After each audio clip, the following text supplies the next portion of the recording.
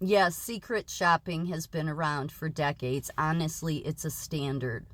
We're not talking about secret shopping. We're talking about patients that are suicidal. To me, that's a big difference.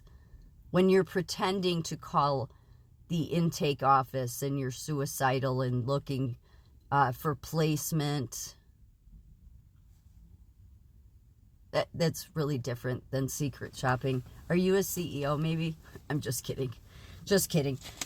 But this is how bad the hospital CEOs, in my opinion, there should be, just like there's a list for children that have been abused, like people that have abused children can't go within certain distances of a school.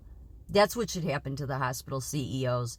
If any of them had any moral compass at all, they would resign, because they're the ones that have taken care out of healthcare. They took it out a long time ago, and they're just making it worse. And they're little dictators.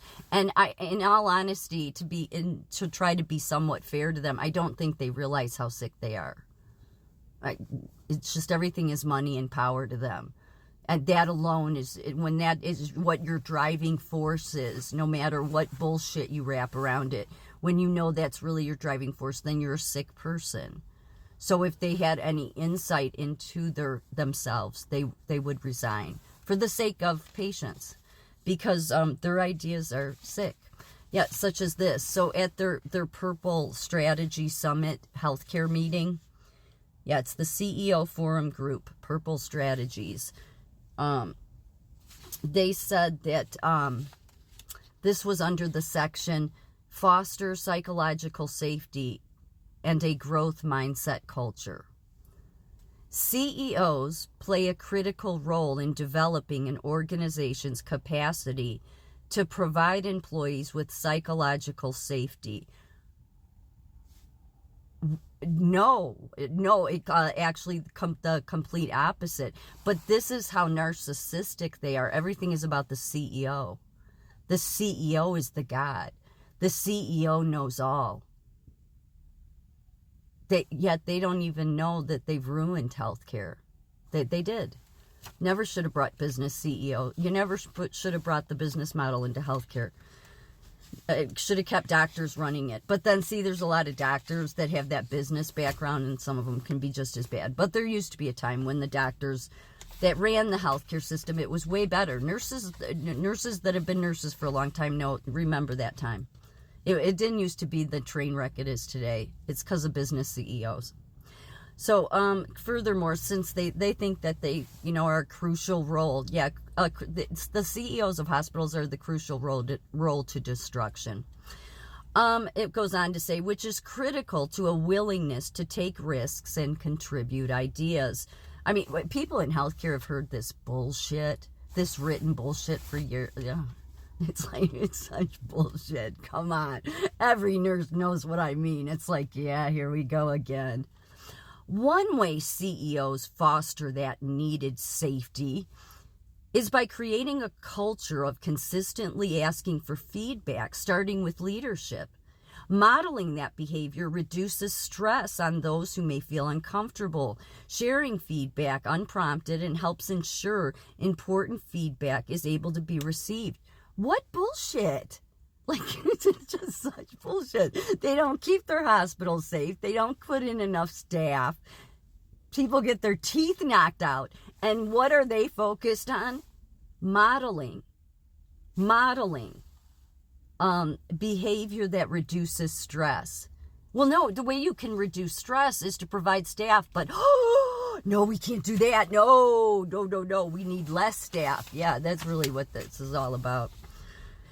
Another step CEOs are taking is developing leaders in new and challenging scenarios to help foster a culture of experimentation where all ideas are heard. Really? So now you're experimenting on your staff. See how what sociopaths the hospital CEOs are? I mean, it just everything I just read, and there's tons of pages, even more than this, of their grandness.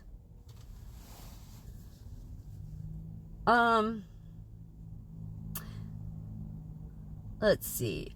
Leaders' cross-training and exposure to things outside of their daily responsibilities creates a sense of empathy when working with others. The people that have no empathy should not be, but this is the problem. The CEOs came in to the hospital system and started deciding all this stuff, and they ruined it little by little by little over time. Now we're in this dark, dark place.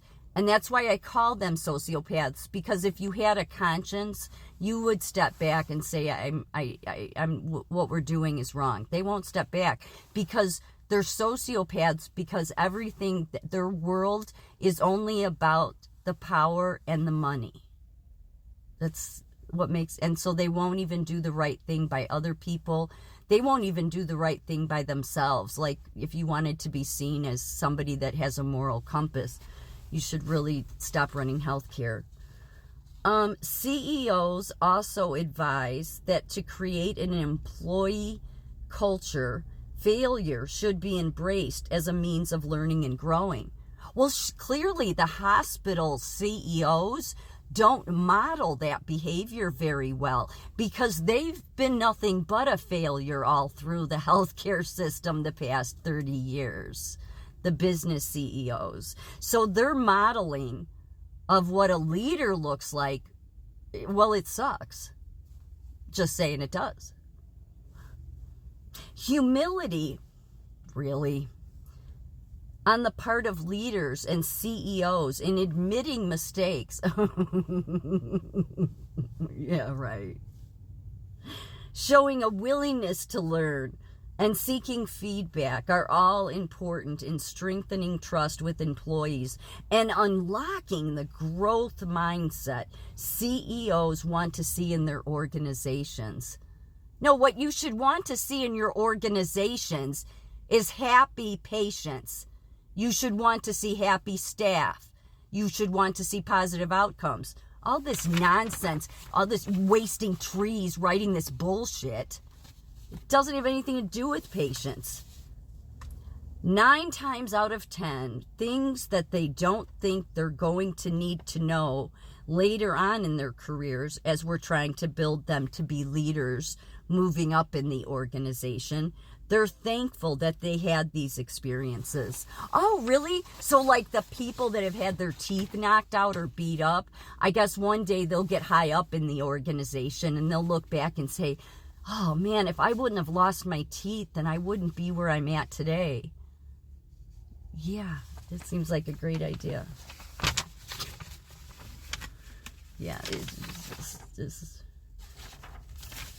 but this is, it gets even worse here. We have to continue to find different ways to leverage technology, especially when we have a lack of staff available. And utilizing technology, because the goal has to be able to service as many patients as we can. Let me read that again. It should be very clear. We have to continue to find different ways to leverage technology, especially when we have lack of staff available. Like I said, they've not wanted to staff. There's not a nursing shortage. They're just cheap, money-hungry, power-hungry sociopaths running healthcare. And utilizing technology, because the goal has to be to service as many patients as we can. Well, you're not servicing anybody. We should be caring about patients. But as long as you want to use technology to care about patients, well, then you're just showing what most people in the healthcare know but won't say, and that's that nobody believes any of you, the healthcare CEOs, bullshit anymore. We've heard all this crap for years. The way you twist it all around, make it sound all good. And what we do all know about you is that all you care about is power and money. And you're sociopaths. If you're not, then you would step away from your positions and put the best interest of patients first and stop controlling anything in healthcare and let not the leaders do it, but the bedside.